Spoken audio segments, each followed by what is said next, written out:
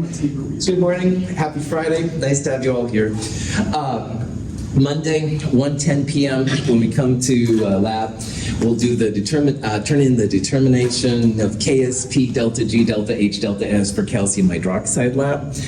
Problem set 5 will be up. We'll talk about it. We'll take quiz 5. Quiz 5 is a in-class quiz. It's not take-home. It'll be only over chapter 16, so thermodynamic stuff. There won't be any electrochemistry stuff on there. And then the QA1 lab, which stands for Qualitative Analysis of Group 1 Cations lab, will follow. And I think you will find this is a fun lab. Now, everybody's like, oh yeah, sure, anything you say, but it's usually been pretty cool. Lots of color changes, solids appear, disappear, stuff like that. You'll see what's happening. When you come to this week's lab, or next Monday's lab, I guess, make sure that you have some safety goggles. They'll be really important. Definitely don't wear any open-toed shoes. So I don't see any like in this room right now, but if you have, yeah, there we go. Yeah, that would be. Only class, I'll wear some shoes. Socks makes me feel a little bit better, but if you can wear some tennis shoes or something like that, that would be super cool. I have had students in the past, and it was an accident, stuff dripped from the whatever they were holding down onto their feet, and it doesn't kill you or anything, but of course it doesn't feel good, so that's why I'm going to highly emphasize that you do something like that. So there was a small typo on the handout I gave you on Monday. Blushes. It's not a big deal, but on Monday I'll give you a new version. If you can't wait until Monday, the online version is now available and stuff, and it'll have the corrections in there. Questions, any of that kind of stuff? All right, so on Wednesday, we did a lot of work balancing redox reactions. So knowing what is being oxidized, what is being reduced, making sure that everything is balanced. It's not a hard skill, but it is something I recommend that you practice just to make sure that you're good to go. Now that we've got that under our belt, we can start looking at reactions like this one right here. And we know that this is an oxidation reduction because copper is going from +2 to neutral copper metal, all right? If something changes its charge, that means you've got a redox reaction. And zinc is doing that here too. It's going from zinc 0 to zinc 2+. So that means that both the copper and the zinc are undergoing redox. Now, if you separate these out in what's called a half reaction, which is what we're showing right here, half reactions are the only time that chemists really want you to see electrons. So if you do that, you can hopefully see the advantage, zinc going to zinc 2+ plus 2 electrons. And like we talked about on Wednesday, all reactions, even since Chem 221, although we didn't talk about it, they're balanced for mass, which you're really good at, like 1 zinc on the left, 1 zinc on the right kind of thing. But they're also balanced for charge. So if you look even at this reaction right here, the reactant side, zinc doesn't have a charge, this has +2, so the whole reactant side has a +2 charge. And a balanced reaction will have the same charge on the product side. So copper doesn't have a charge 0. This is +2. Sure enough, the whole product side is +2 as well. And that applies to these half reactions. And that's why electrons can be shown here. So we separate out the like species. So zinc and zinc 2+ look similar. They would be 1/2 reaction. Copper 2+ and copper kind of look similar, so they would be together. When you have a half reaction, you can only add negative electrons. So you add negative electrons to the more positive side. So zinc 2+ needs 2 -1 electrons. +2 and -2 goes to 0, and that's what zinc is. So these reactions are balanced for mass and charge as well. And the same thing here, 2+, 2-, this all goes to 0, and that's what the copper has right there. Oxidized means that the reactant loses electrons, oxidized. Reduction means that the reactant gains electrons reduced, stuff like that. Any questions on that? Okay, now in Chem 221, we took the blue copper 2+ and added a piece of zinc metal. The copper 2+ became less blue. It even went colorless, and copper metal appeared. It looked like the zinc disappeared into zinc 2+, but you now know it's a redox reaction. And what we did in Chem 221 is an example of a direct redox reaction. You put the reactants that are oxidized and reduced together, really high percent yields, all right, which is really great, but there's no control over the electrons.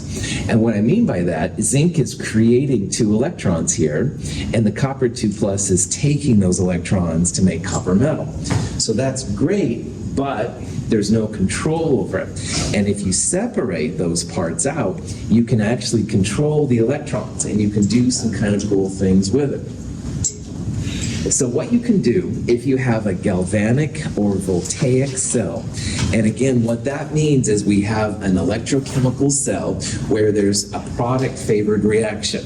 And what that means, you push the button on your battery-controlled thing and something works, all right? So product-favored galvanic voltaic just means that something's gonna work. It's a functioning battery, all right? So if you have a battery which has a product-favored reaction, it's called galvanic or voltaic. And if you have that, you can actually create a slightly different setup. Now, this is an example of the same reaction. It's copper 2 plus and zinc metal making copper metal and zinc 2 plus. But what the scientists do here is they separate out the 2 parts, all right? They separate out the place that's being oxidized and the place that's being reduced. Now, you have to have electrons able to flow, and metals are great for having electrons being traveling from one side to the other. So at one point, there's like a piece of metal, it's almost always copper, and it just connects the side of the oxidation, which is the zinc side, to the side of the reduction, which is the copper 2 plus. And along this little copper wire, you can put like a light bulb to make sure that it's actually working, i.e. it's galvanic and voltaic. You can also put a switch. You can turn it on and off, all right, stuff like that.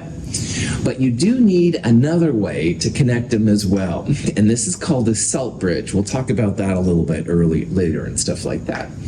But the cool thing for a chemical reaction here is that we have a way to control the reaction. It's not just everything goes gangbusters and you end up with lots of products. You can actually turn this, if you have a switch up here, you can actually turn the reaction on and off, which is great. You can think about this as a highway for electrons. They start over here in this reaction at the zinc. The electrons go this way, the zinc 2 plus ions go that way.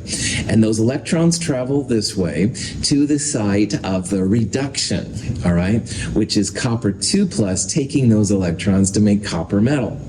Now, as the copper 2 plus goes away and becomes copper metal, you have an excess of anions. You can't put just copper 2 plus in at random. It has to have a corresponding anions. In this example, it's sulfate. It could be nitrate. It could be acetate. Who knows?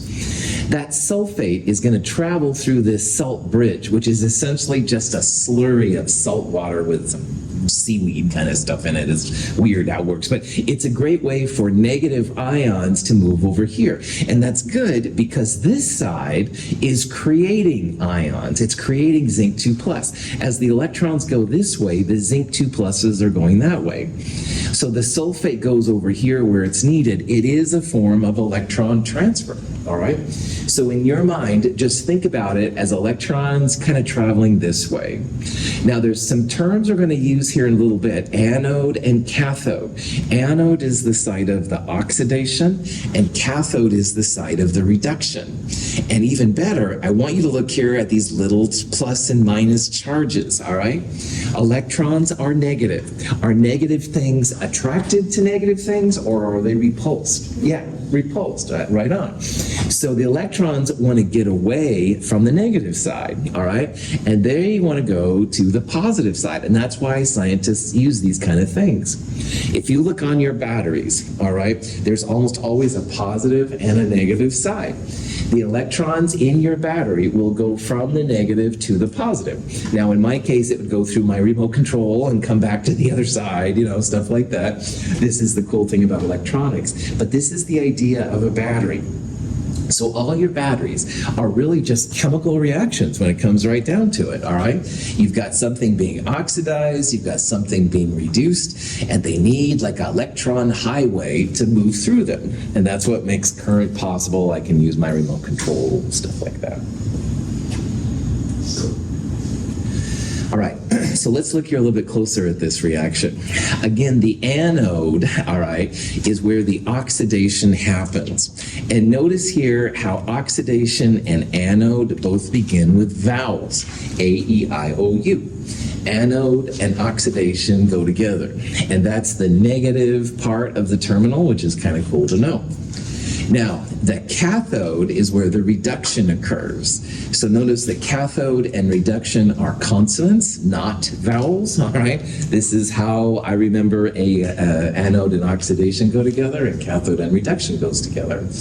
And because this side needs electrons, it's positive, and this side is creating the electrons, so it's negative.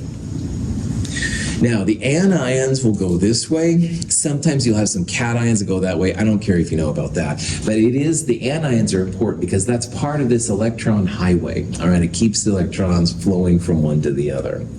And this salt bridge is what keeps everything going as well. It's just as important as the wire. So every battery has some kind of a salt bridge where these electrons can just keep going and stuff like that. You can make a salt bridge yourself using a type of it literally is a type of a seaweed. Seaweed has ions in it, so you add a little bit of water to this slurry thing. I've made them before and they're really nasty, but anyway, they are very effective. So, all right. Now, there's other ways besides consonants and vowels. I don't know why everybody doesn't like the way I do it, but anyway, there's different ways if you look online to remember reduction and cathode going together and oxidation and anode going together. So, red cat. Looking at Allie. Red cat is one way that does it. Cross-eyed. It's cross-eyed. Totally, right? I was cleaning cat hair off my computer this morning, so... prop that back on. Sorry, nothing. Red cat is one way to remember the reduction and cathode goes together. And ox is the best I could find if you don't like my vowels thing. Anode and oxidation go together and stuff. Whatever. And remember, oxidation is also known as reducing agent, and reduction is also known as oxidizing agent. So the oxidation would have also the reducing agent. All right. Writing out one of these cells, electrochemical cells, can be kind of messy, all right? And so what scientists will do sometimes is there's a shorthand notation for writing them down. And I want to talk about what this is. Now, in the last examples we've been looking at, it's copper 2+ and zinc metal going to zinc 2+ and copper. This is actually a shorthand way to represent that process. So instead of having electrochemical cells and showing electrons going around, when you get used to it, this is a way to do it. Now, when you have this kind of shorthand notation, electrons always move from left to right. So what that means here is this is going to be the oxidation. Zinc is going to zinc 2+, giving up electrons. And this is going to be the side of the reduction, copper 2+ going to copper. This oxidation is the anode, all right, anox, all right, anode and oxidation. On the right-hand side, then, that's going to be where the reduction is, so that's the red cat, the reduction and the cathode. And the single lines represent some kind of a change in phase.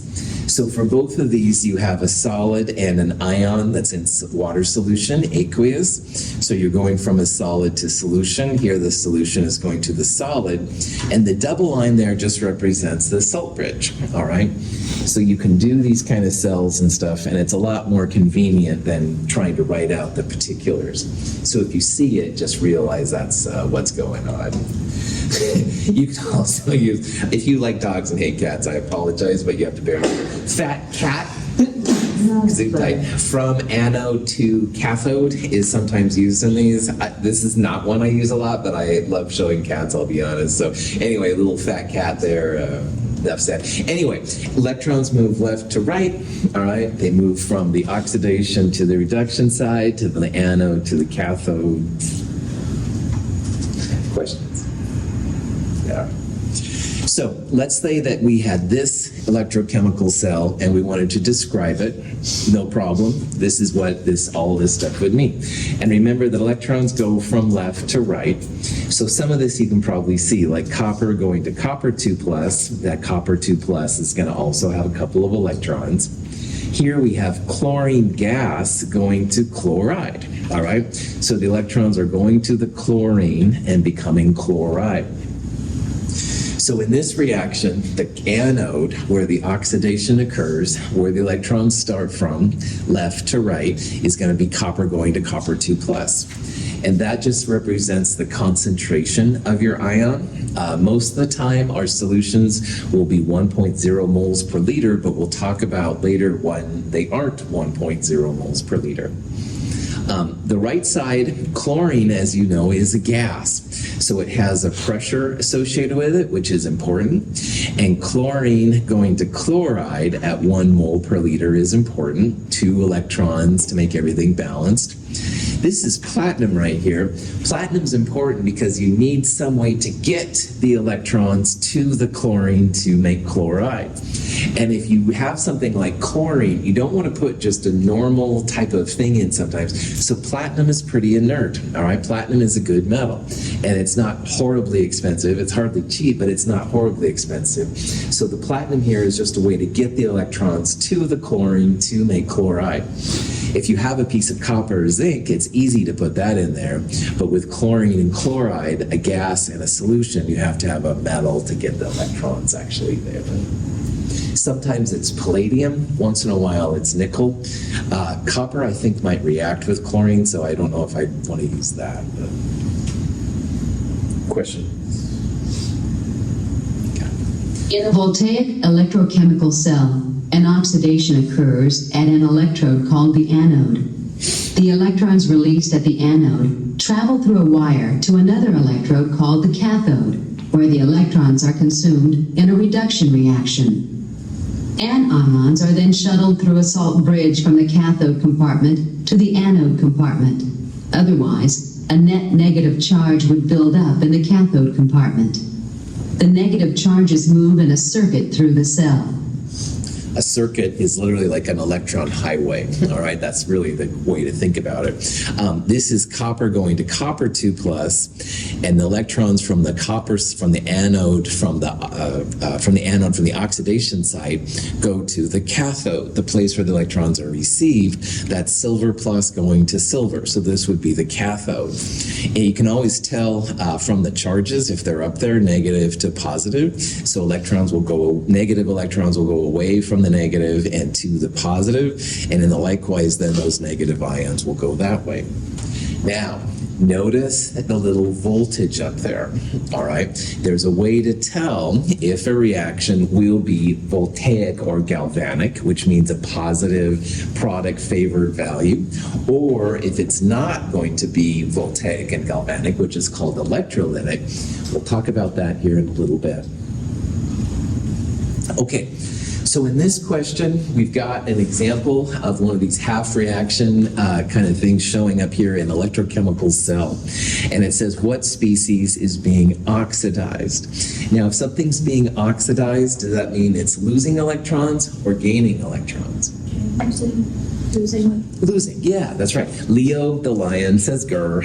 Leo stands for lose electrons, oxidize. So you want the species which is losing electrons. And remember, electrons in these kind of diagrams always go left to right. So the electrons are starting here. Zinc is making zinc 2+, so 2 electrons are being lost. Zinc is where the electrons are coming from. The electrons are going to the gold plus to make gold in this case and stuff, but you can always tell what's being oxidized, what's losing electrons. It's going to be the first species right there. The species which is being reduced will be the first one after the salt bridge, so the double lines. Cool. Questions? All right. If you have a galvanic or voltaic cell, those product favored, which is what we're going to focus on most of the time, negative on the side of the oxidation and positive on the side of reduction. We're going to see that the other kind of cells, the reactant favored, which I'll just briefly mention later, have the opposite signs. That opposite ones are called electrolytic. They're really important in industry. If you want pure sodium metal to throw in water and impress your friends or something like that, you have to use an electrolytic cell. We'll talk about that later.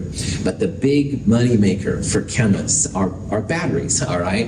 And if you have a battery, you don't want a dead battery, you want a battery that'll work. So that's why these voltaic and galvanic cells are the ways that we'll talk about those by far the most.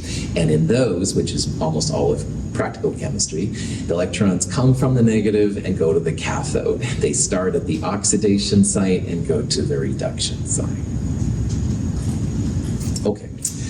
Now, that voltage up there is another important part, all right? And if you've ever done things with electronics, you want to make sure that when you plug something in, it's the right voltage, blah, blah, blah.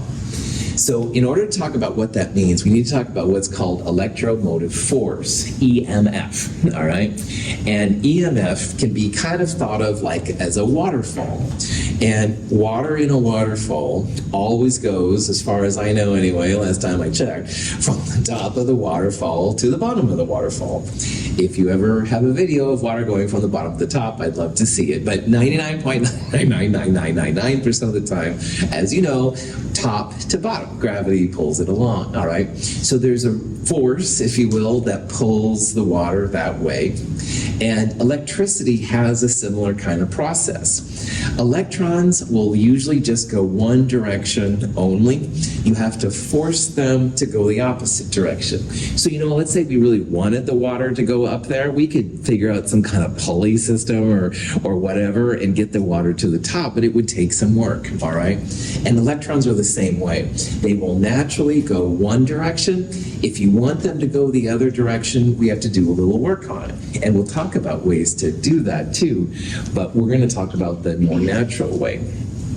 So when you have a functional battery, electrons will always go from the negative to the positive. That's like the top of the waterfall to the bottom of the waterfall for water.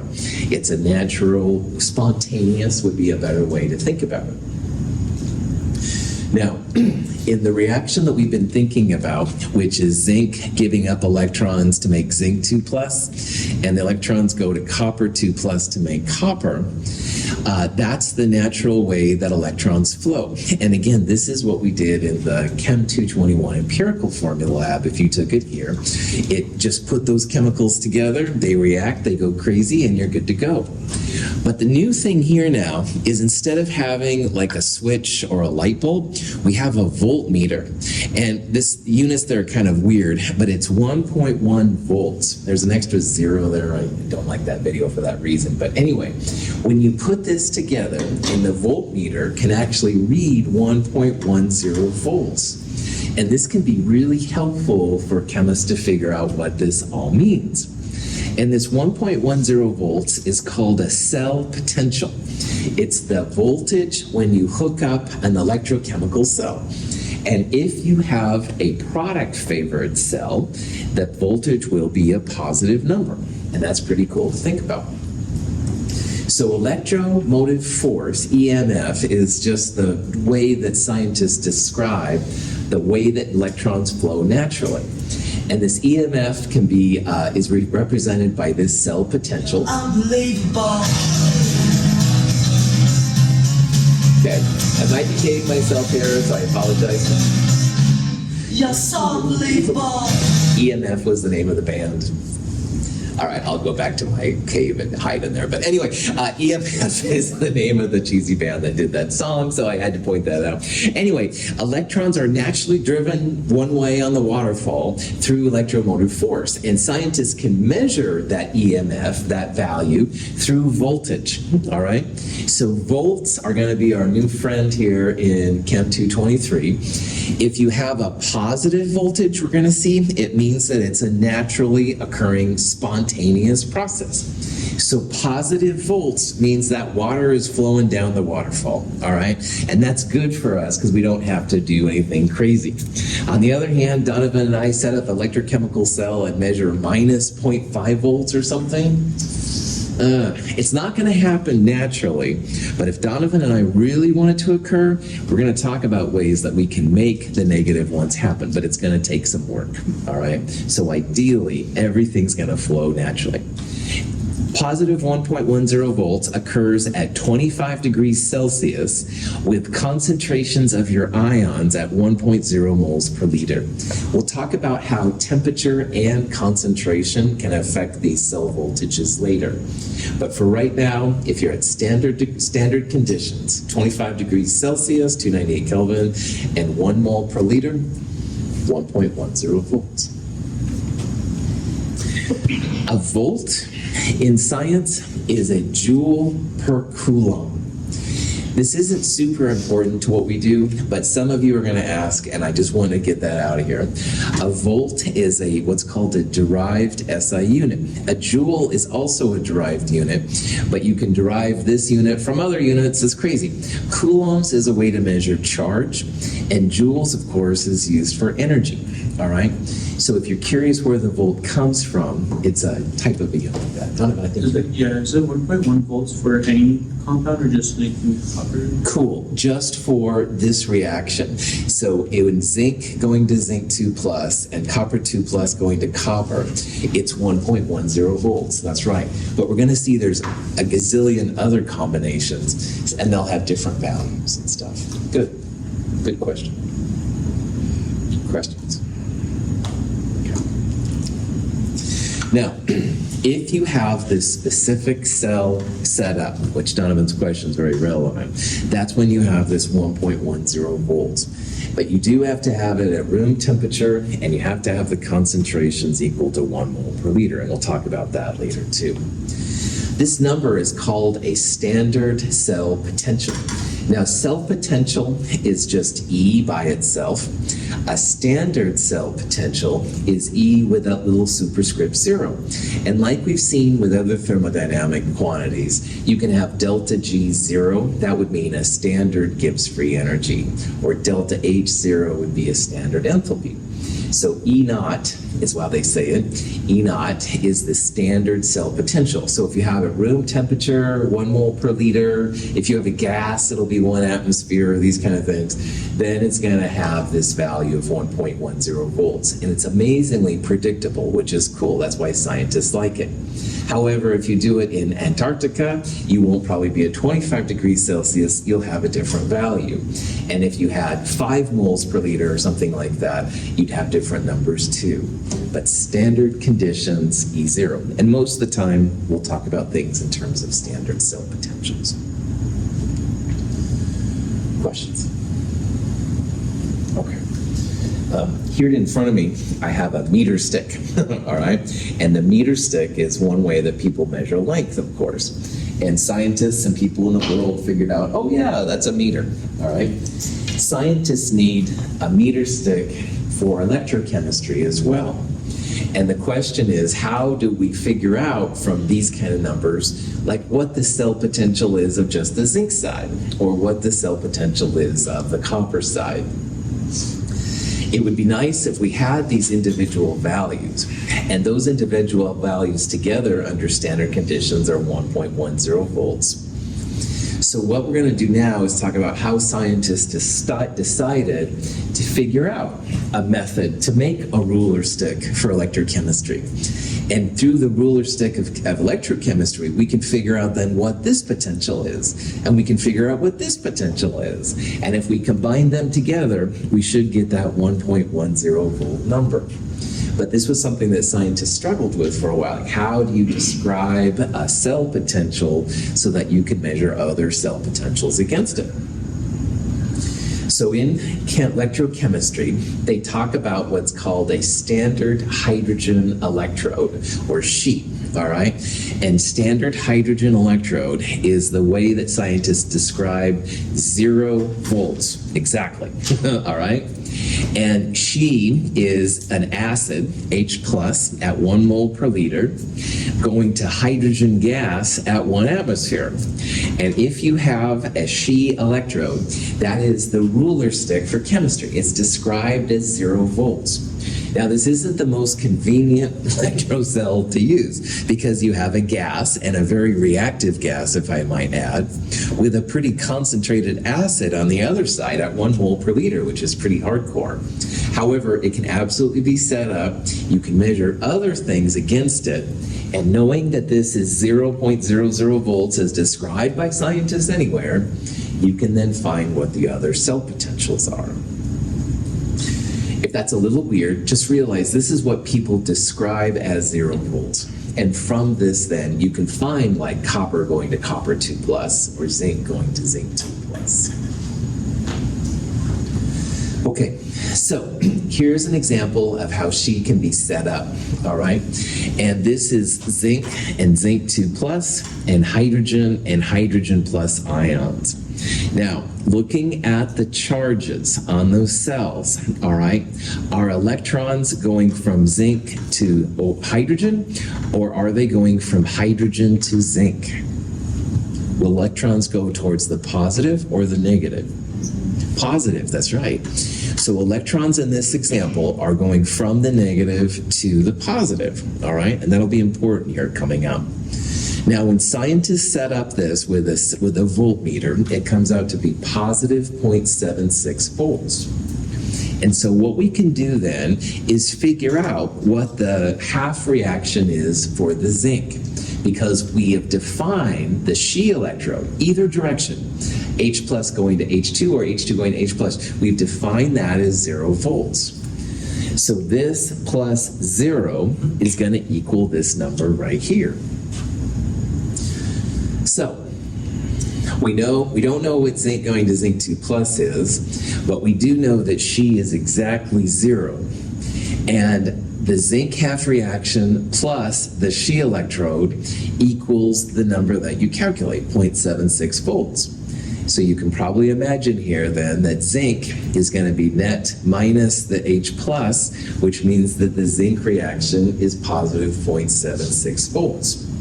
So if you have zinc going to zinc 2 plus and 2 electrons, which is what you have when you set up with She, this half cell, positive 0.76 volts. It's not super critical if this is absolutely clear, but just realize what we're doing here. We're finding a way to measure half reactions, all right? And Luke finds a new redox reduction reaction that no one's ever seen. He's going to have to, well, he should anyway, set it up to something like She to figure out what his cell potential is. And then other electrochemists can go crazy after that. Zinc oxidizes in this reaction to zinc 2 plus. Oxidized means reducing agent. So if you're talking about which one is a better reducing agent, i.e. which one oxidizes easier, you would say zinc, all right? Because zinc is losing electrons, giving the electrons to H plus. Zinc wants to be oxidized. H plus will gain them. We'll talk about this here in a little bit. Now, this is another example with a copper 2 plus cell, all right? And in this one, notice the charges again. In this one, the She electrode is the negative side, and the copper is the positive side. So what that means is electrons are going from the negative to the positive. Copper 2 plus is taking the electrons. Zinc wanted to give up the electrons, but copper 2 plus wants the electrons in this case. So this is kind of the opposite type of metal behavior from what we saw with zinc.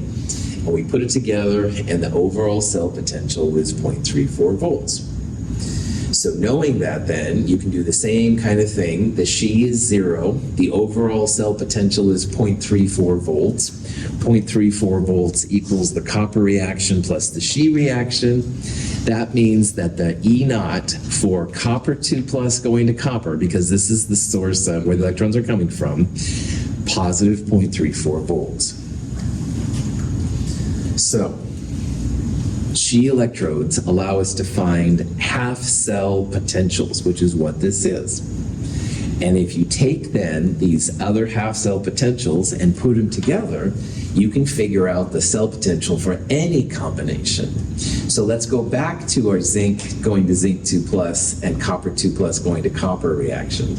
Well, now we know that zinc going to zinc 2 plus is positive 0.76 volts, and copper 2 plus going to copper is positive 0.3 volts, 34 volts.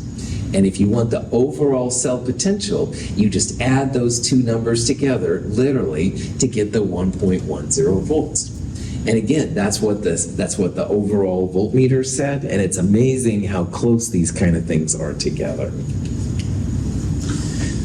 So, these last couple slides are highlights into why all these half reactions exist. I'm going to show you some here in a little bit. And they're all measured some way or another relative to sheet. But once you have zinc and copper 2 plus, you could use those instead and stuff. But this is how scientists will measure the voltages of these different half reactions. Okay, so this is an example of a problem you might see. Here we have a nickel metal reacting with the Hg2 2 plus ion to make nickel 2 plus and 2 mercuries, all right? And we want to figure out the cell potential of these reactions. So if you look up in values, these are some numbers you can find. Nickel going to nickel 2 plus has a value of positive 0.25 volts, and mercury 2 plus going to mercury has a value of positive 0.79 volts. Well, if you take these two, nickel going to nickel 2 plus and 2 electrons with positive 0.25 volts, and the mercury 2 plus and 2 electrons going to 2 mercuries, positive 0.79 volts, we can add them together, all right? And remember, overall reactions don't show electrons. That's kind of taboo in chemistry. But on the product side of the first one, there's 2 electrons. On the reactant side of the second one, there's 2 electrons. So you add them together and they're going to cancel out. So you're going to get nickel and the mercury 2 plus ion going to nickel 2 plus and 2 mercury, which is the value you want. And if you want the overall cell potential of this reaction, add these two numbers together, all right? So if you add them together, it's about 1.04 volts, all right? That's how you can calculate the cell potential using these kind of things. You want to combine half reactions to give you the desired reaction, all right? And in this case, these are the values you get, positive 1.04 volts. Questions? Okay. These E naught values, there's a bunches of them, bunches and bunches and bunches. All right, and when you're doing problem sets and stuff in here, please use the cell potentials in problem set 5 just so that our answers all make sense and stuff. Some reactions, if you look at the ones I just wrote, some reactions are written as oxidations, so like nickel is losing 2 electrons. Some reactions are written as reductions, so mercury 2 plus going to mercury. And most of the time, these cell potentials are listed by oxidizing agents. Now remember, oxidizing agents means reduction. So most of the cell potentials will be written like the mercury 2 plus going to the 2 mercuries. If you have a reaction like this, right now it's oxidation, what they do is they flip reactants and products. So you won't see nickel going to nickel 2 plus and 2 electrons, but you will see, or you can find, nickel 2 plus 2 electrons going to nickel, the reverse. And the punchline is that if you have to flip one of these, which we would in this case, look for negative 0.25 volts. It's like the opposite. So you're going to see tables of reductions, reduction potentials, all right? You won't see oxidations usually, but if you see nickel 2 plus and 2 electrons going to nickel at minus 0.25 volts, you can flip them around and you can make it nickel going to nickel 2 plus 2 electrons with positive 0.25 volts. So just realize that most of the time, these crazy things, they're listed as reductions, all right? And so these reductions or oxidizing agents is the standard how they're listed. But you can flip any of them around and make them go the opposite direction. Okay, so here's an example of how you reverse a half reaction, because it'll come up. And again, you're going to see tables of reductions but sometimes you want the oxidations. In a nutshell, what you want to do is you flip the reaction, you change the sign, but you don't change anything else, all right? So in this case, we talked about zinc going to zinc 2 plus is positive 0.76 volts. You won't see that reaction in problem set 5's table, but you will see this one, which is zinc 2 plus going to zinc at minus 0.76 volts. So you just have to be hip enough to know that you're welcome to flip any of these around that you want to. You'll change the sign, but you won't change anything else about the reaction. You're going to see lots and lots and lots of negative values, negative E values. And what the negative E naught values mean is that you won't have something that likes to be reduced, or you won't see something that likes to be oxidized.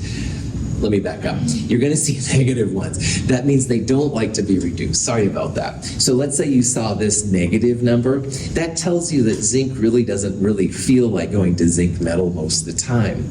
But what a negative number will say is that the opposite is going to be the way it happens. So zinc metal loves to become zinc 2 plus. Zinc 2 plus doesn't like to go to zinc as much, all right? Remember, positive E naughts, that's the way that the EMF flows. That's the natural order of things. So zinc, it loves to go to zinc 2 plus. But making zinc 2 plus go to zinc, it's going to be more difficult. So these negative E naught values in a table of reductions will mean that they're great oxidizers, all right? They want to be oxidized. They want to be reducing agents. On the other hand, things like copper have positive E naught values as is. They love to be reduced. They want to be oxidizing agents more than anything. So, this is the table that we'll use in problem set 5. And let's just kind of take a little bit here and think about this. First of all, the reactants are here and the products are here and the E cell values are there. All of these are listed as reductions, all right? There's no oxidations at all. Electrons are reactants in all of these conditions, all right? But notice here how the E naught values start most positive and they go down, down, down until they're negative. It's hard to see, but right here in blue is the She electrode, which is that ruler stick for chemists, all right? So what we're seeing here, positive numbers mean that it flows naturally in that direction. So fluorine going to fluoride, oh yeah. And that's what we've seen since Chem 221, right? Fluorine loves to be fluoride. It has one of the highest E naught values of all. And that just shows it's jumping over that thing, going down the waterfall. It really, really, really, really, really wants to become fluoride. That's what a high positive number like that means. On the other hand, on the bottom right here, we have lithium plus going to lithium metal. Very, very negative. That means lithium plus is going to fight you tooth and nail to go to lithium metal, all right? It loves to be lithium plus and it doesn't want to go to lithium metal. However, you can flip any of these reactions around that you want to. So let's flip this reaction around. So lithium metal is the reactant and lithium plus and the electron are products. If you do that, you change the sign of the E naught value. So what was negative 3.045 becomes positive 3.045. So lithium metal wants to become lithium plus. It's even more excited about doing that than fluorine to fluoride is. It's a more positive number when you flip it. And you can do that for any of these up here, all right? You don't have to memorize any numbers. It's nice to know that She is 0, I won't lie, but everything else is pretty chill. So people think about this sometimes in that as the numbers get more positive, they're more likely to be reduced or they're better oxidizing agents. On the other hand, these guys down here with negative numbers, they don't want to be reduced at all. However, if you flip them around, they become very positive. They want to be oxidized. And look down here, these are the metals, lithium, potassium, sodium, magnesium, all these things we've talked about. The metals love to be oxidized. They're not so much into being reduced. On the other hand, up here, you see a lot more non-metals. Now, there's some weird ones like this lead thing, and that's a battery thing. And gold is another weird one. But anyway, most of the time and stuff, the metals like to lose electrons, and most of the time, the non-metals like to gain electrons. So there's some kind of cool things you can glean from a table like this. And again, you don't have to memorize any of it, but it does help to know that positive E means those reactions are going to go. That's where the water's going over the waterfall, all right? So these want to go as is. They want to be reduced. These you have to flip around to get a positive number, and that means they just want to be oxidized. And in all oxidation reduction reactions, you have to have something that's being oxidized and something that's being reduced. Questions? So, in the old days, not so much anymore, but in the old days, they used to talk about the northwest-southeast rule to figuring out when you have a product-favored reaction. So what northwest-southeast means is if you have a table of reduction potentials, everything's being reduced, and if it goes from most positive to most negative, then what it means is you can have then a substance on the right will reduce any substance higher than it on the left. So zinc is down here on the bottom. It could then, it could make hydrogen go to H2. It could make copper 2+ go to copper, which is what we've seen. But you have to have a table of reduction potentials and stuff that's listed that way. And I don't really recommend the northwest-southeast rule. So instead, I have what I arrogantly call Michael's method, which just means you flip the chemicals around to make the reactions balance out. So over here with this nickel and mercury, all right, we wouldn't see nickel going to nickel 2+, but if you reverse the reaction, you would see this with this value right here. So I recommend using this, and that's what I've been doing. So let's say that you want to define the cell potential for this reaction, all right, which is aluminum and nickel 2+ going to aluminum 3+ and nickel metal. Well, if you look at the table of reduction potentials, you will only find reductions. And again, that means electrons are reactants.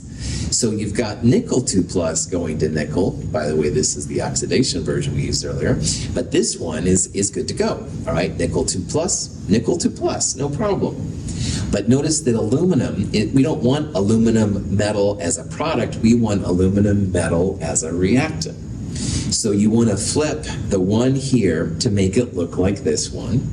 And if you do that, aluminum becomes aluminum 3+ plus 3 electrons. You change the sign of E naught.